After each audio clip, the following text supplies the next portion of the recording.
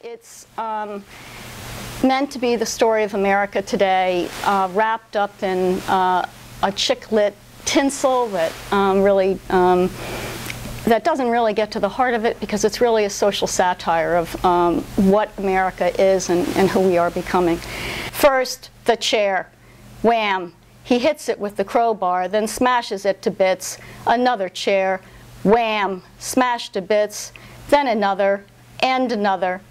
He lifts the table, the dining room table, big enough for four, and throws it against the wall. Plaster flies, wood splinters. He picks the table up and hurls it again and again till it's rubble, splintered rubble. The refrigerator is next on the hit parade. Crowbar in hand, he heads over. It's then that he notices the newspaper articles taped to the white enamel surface. He begins to read.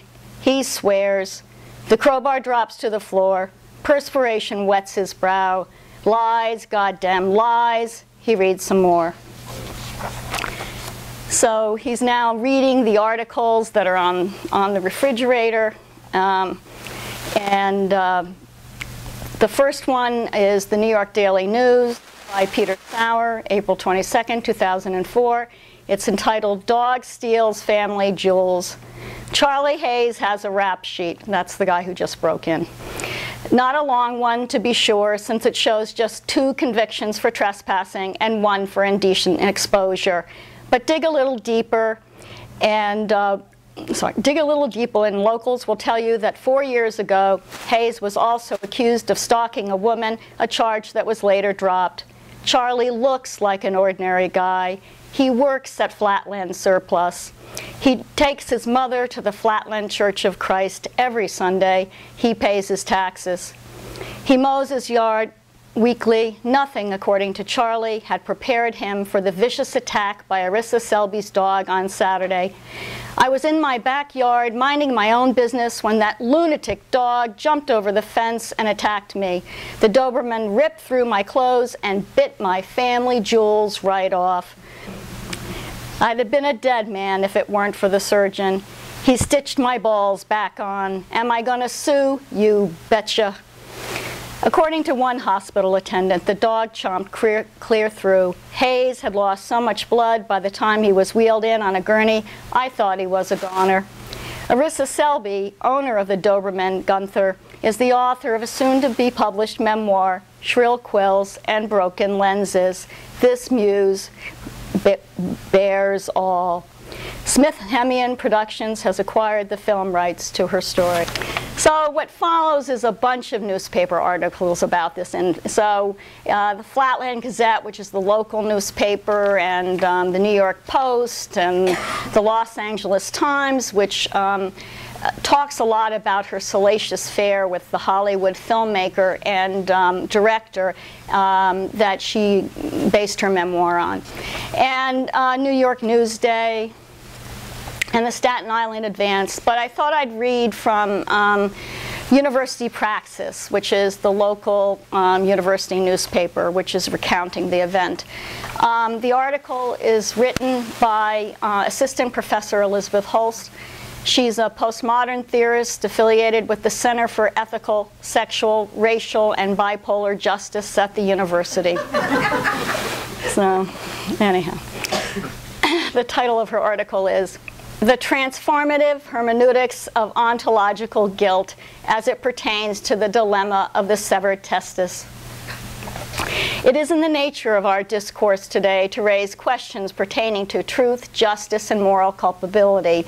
Indeed, most constructs subject to the transformative hermeneutics of ontological guilt are subject to multiple layers of analysis, depending on whether they are viewed from the vantage point of today, yesterday, tomorrow, or indeed still other frames of distillation within which are embedded multiple levels of coding to which recursive layers of hegemonic meaning and memory may resonate. At the heart of any given conflict are multifarious interpolations, intertextualities that may be glimpsed through the practices of self-fashioning the interpretation by means of a disjunctive coalescence of being. In devising an overarching narrative aimed at uncovering the veritas of the flow, one must be careful not to confuse the event with the simulacra. What is critical to any reading of a defining episode is determining whether it represents a shift between paradigms or instead marks an epistic juncture in time.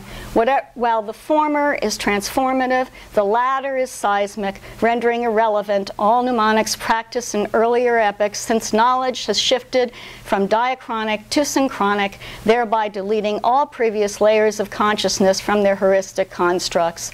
In assessing Arissa Selby's culpability on that great day in question, one is left pondering the moment of conjecture and asking whether a strenuous analysis of causal clusters along the spread of temporality would suggest the dialogic character of its alterity. It is important to remember that the textualization of events resulting from the diffusion of knowledge along the time-space continuum has the potential to cause hermetic dissimulation that may result in a hybridity of syncretism with the potential of diasporic loci of differential temporality.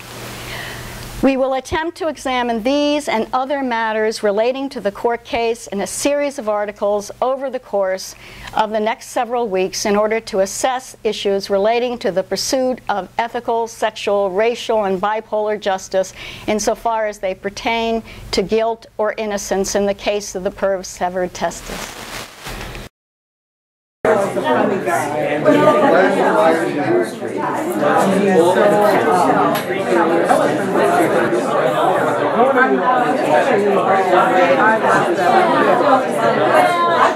Yeah, no, I'm glad. I'm so glad.